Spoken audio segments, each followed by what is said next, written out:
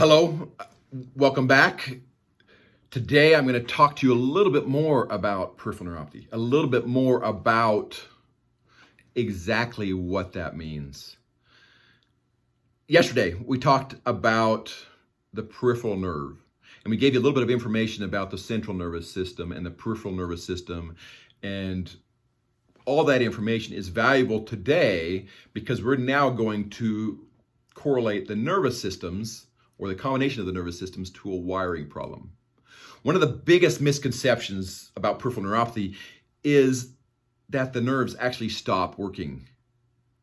Most of the time, that's not the case. In fact, this is often very, very far from the truth because instead of not working, the nerves are still working. They're just not working the way they're supposed to be. Sometimes you'll get peripheral neuropathy and you'll get more sensitive or hypersensitive as opposed to not sensitive at all. You will get simple sensations like stepping on the ground that'll be uncomfortable because you are feeling it, but the signal that's getting to the brain is telling you that it's painful instead of just like feeling the warm touch of the cement or the cold touch of the cement or whatever. In other words, really what's coming down is the nerve. The nerve is malfunctioning, not failing to function. So let's talk about the different types of malfunction that can occur. Easiest way to relate this is wiring of a house. When you wire a house, the purpose is to get the electricity from the meter to the outlets and to the light. So you're basically walking all the way across saying, okay, I want to get this from the station to my meter, from the meter to the house, and from the house to the different outlets and different lights, so it works like it's supposed to. As long as the wires are intact and they're continuous, or there's ways for them to be continuous where they got the right connections or whatever, then you will get the full power that gets the meter to each of the outlets and to the appropriate lights and so forth, so everything is working like it's supposed to. If there's an interruption in any way, then that electricity doesn't flow like it's supposed to. So when it comes to the nervous system, you're trying to get the information from the central nervous system to the brain and spinal cord down to the peripheral nerves, or from the peripheral nerves back to the spinal cord and brain. In both cases, either direction, you need to have an intact nervous system, just like you need to have an intact wiring system. So how would that relate? There's really 4 different things that can happen in a wiring system or in the nervous system itself. You can have a normal signal. This means everything is intact. This means that things are flowing like they're supposed to. That means there's no wires that are interrupted. There are no nerves, axon or dendrite, that are being interrupted that could cause it to malfunction. So it's working normally. You're getting the signal as you would expect. And this is the normal functioning of the body that we would like to have at all times. You could get complete loss of signals. This is number 2 of the 4. Loss of signal. So how would you get loss of signal when it comes to an electrical wire? You cut the wire or you interrupt the wire so that it cannot flow. So if, for example, you were to disconnect a light from the wires that run to it, you won't get any light from that light. Same thing, if there's an interruption of the nerve, say you've got spinal cord injury, you've got a nerve injury, a traumatic nerve injury, or small nerve damage that's killing the cell, the cell body of the nerve cell. In all cases, this would stop all signal. Now, although this is possible and is a form of peripheral neuropathy, it's a very uncommon form. In most cases, it's not a complete loss of signal as much as it's one of the other 2, which is either a weak signal or a erroneous signal. So weak signal. In the house wiring, if the wire is damaged in a way, the signal could move either slower than usual, or it could be degraded, and over time it doesn't work as well. It's not giving as good a signal. So it's either slower or not as strong. And in both cases, you won't get the normal functioning that you expect from the light or from the outlet. in the peripheral nervous system, or in peripheral neuropathy, for example, this is one of the more common forms of malfunction. And in this case, you think, well, it's going too slow. So if you get a signal that's going too slow, then the body's not going to react like it should. Or if it's too weak, the body's not going to react like it should.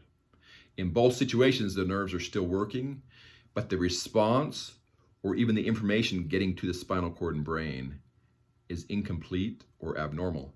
And oftentimes the brain has a hard time interpreting it, and it ends up giving it as a numbness or a tingling or electrical shocks or shooting or whatever, as opposed to the normal sensation that it should be having.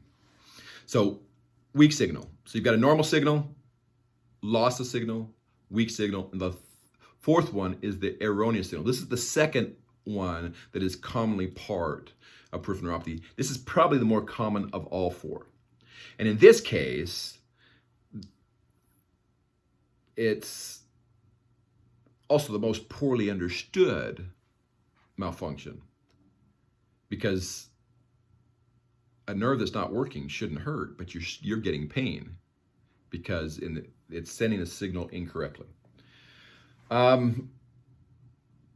Say, I guess one way to think of this, say if you're wiring the house and you get some wires crossed. So you flip a switch and one of the different lights, the lights that's not supposed to be going on, goes on. And you're going, wait a second, that's the wrong light. And you flip the switch again and a different light goes on. You're going, okay, there's something wrong here. And it's the wires that are getting crossed. It's sending the signal, but it's sending it incorrectly, and it's switching to the wrong places, the wrong spot. In the body, it's not the signals that being crossed, because you're not going to see nerves that are actually crossing, but instead it's going to be damage to the nerve cell body. So the neurotransmitters, the little messaging components of the cell, are not providing the right information, whether it's not giving a strong enough signal, or it's giving a signal to the wrong dendrite from a different cell, or whatever. What's happening is you're getting erroneous signals. And usually what it means is your brain is interpreting the message wrong. So we talked to you a little bit about touching your foot to a cold or hot cement and having it be uncomfortable or having it be painful. That would be a form of either a weak signal, but in most cases it's going to be an erroneous signal instead. So say you're putting on a sock and it's uncomfortable to put on a sock. You're laying in bed and the sheets touching your feet are killing you. That is an erroneous signal. The body's getting a signal that the sheets are touching. The brain is interpreting it as pain because the nerve is sending the signal incorrectly. So with the malfunctioning of the nerves, then you say, okay, all we need to do to treat the symptoms is to treat the weak signal to help it become stronger, or to treat the erroneous signal to help it be correct. And some of the things that we actually commonly will do will help in this. There are things you can do to help the nerve cells heal, and that will improve the weak signal. In fact, it could even improve the loss of signal, because there are studies that show that small nerve fibers can regrow through the use, say, of vitamins, for example. That being said, erroneous signal can also be improved by improving the health of the cell. But there are additional treatments, forms of electrical stimulation or otherwise, that we will talk about later on in these 30 days that can actually re-educate the nerve and help the nerve know how to send the signal correctly. So you can heal the nerve, you can renew or regenerate the nerve, or you can re-educate the nerve. In all cases, through these three, re-education, reset, repair, or repression, which is the four things that we'll commonly do when we start to treat peripheral neuropathy, through these things you can actually help with the malfunctioning nerve to help it function more like it's supposed to. Again, this is Dr. Brandt Gibson, and this is your Neuropathy Nugget, day number 3. The malfunctioning nerve, and helping you understand why that nerve is malfunctioning. I will see you tomorrow where we'll give you some additional information about peripheral neuropathy.